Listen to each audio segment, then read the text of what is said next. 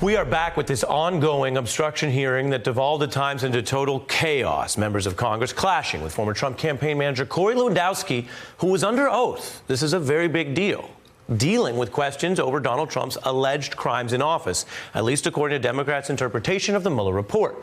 A key moment came when Congressman David Cicilline had this flashpoint. He asked Chairman Nadler to hold Lewandowski in contempt. Take a look.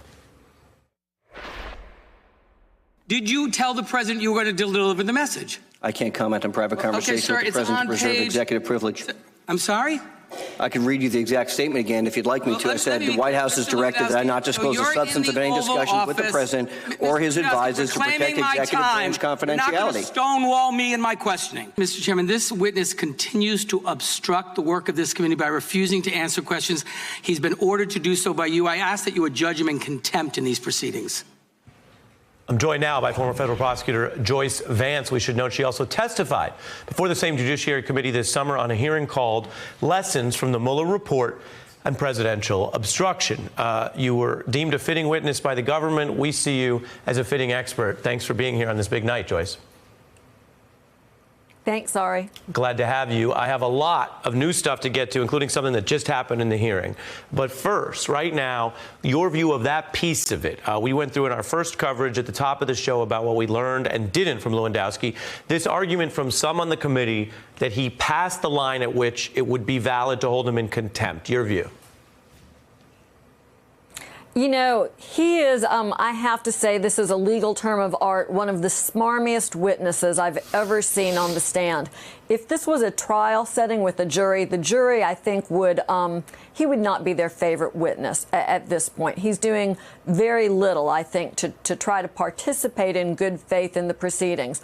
Whether it's contempt is a very close call judgment that has to do with litigating this issue of the proper scope of executive privilege.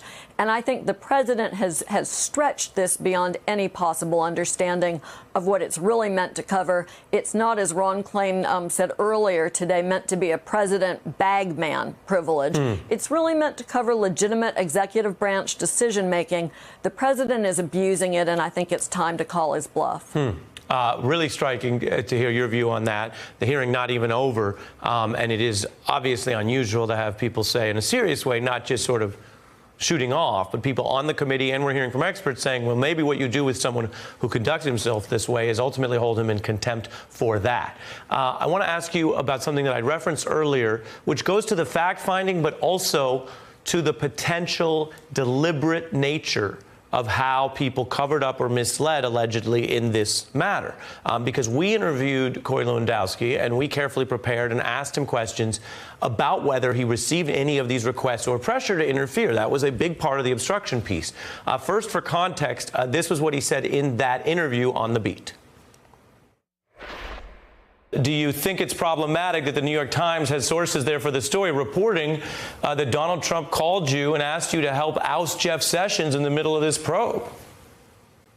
Well, I think this, I think that we have seen time and time again mainstream media outlets getting stories wrong. I don't ever remember the president ever asking me to get involved with Jeff Sessions or the Department of Justice in any way, shape, or form ever. Any shape, way, or form, Corey Lewandowski, we know that statement made originally here on MSNBC was a lie, according to Corey Lewandowski, because in his interview with Mueller, he said so and recounted these interactions regarding Sessions. As we were coming on the air, I was told this very issue came up in the hearing, and we have a short excerpt from that where he was actually asked about that lie on MSNBC's The Beat. Take a look. That was not true, was it? I have no obligation to be honest with the media just because they're just as dishonest as anybody else. Your response? You know, this is incredible. We've shifted over now from the members questioning Lewandowski to the committee staff. That was Barry Burke, an experienced criminal defense lawyer. And in the first few minutes of his questioning, it became clear that this was an entirely new hearing. Lewandowski was forced to admit that he'd been untruthful earlier in the day when he said he had always testified voluntarily when requested to, Burke seeming to make the point that he had only testified truthfully to Mueller after he was given immunity, and that statement that he made on your show, Ari, was before he received immunity while he was still trying to protect himself and the president.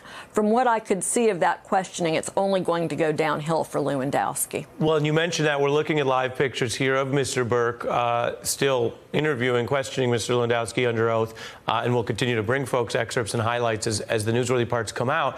And that's a fitting place for you to continue your analysis. What is going on here? This is now one of the first times we've seen these new rules applied for the obstruction probe. 6:30 p.m. Some people may go home on the East Coast from work by then. This hearing going strong. And what does it mean to have that committee counsel involved? I think what we're hearing now with committee counsel is something completely different from what we hear with the members.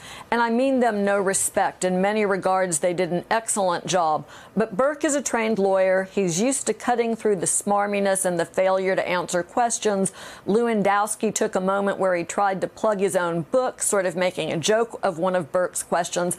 And Burke was all business, continuing to grill him on whether or not he had made a series of false statements regarding what in essence was the president's effort to obstruct justice. What this is all about is the president directing Lewandowski, who was not a government employee, to go to Sessions and tell Sessions essentially to end the Mueller investigation into Trump, to limit it only to future investigations. So now Burke is unpacking that systematically. It'll be, I think, riveting testimony to watch from start to finish. He gets 30 minutes, unlike the members who only get 5 minutes apiece. Yeah, and we'll absolutely stay on it. And really striking to see under oath someone admit to their lying and then explain the reason is their disrespect, as stated, for the press. I would only add, and full disclosure, was a participant in part of this, but I would only add that whatever one's view of the press or the interviewer, Mr. Lewandowski would seem to want to also have an obligation to his own supporters, to the public, to the citizenry of this country, who he could tell the truth about what he did for Trump or not. He lied in public about it and then had to take it back, which is, as you say, just one of the things we've learned from this second round of questioning. Joyce Vance, really appreciate your time tonight. Thanks, Ari. Thank you. Hey, I'm Ari Melber from MSNBC. You can see more of our videos right here, or better yet, subscribe to our YouTube channel below. You could have been anywhere in the world, but you're here with us, and we appreciate that.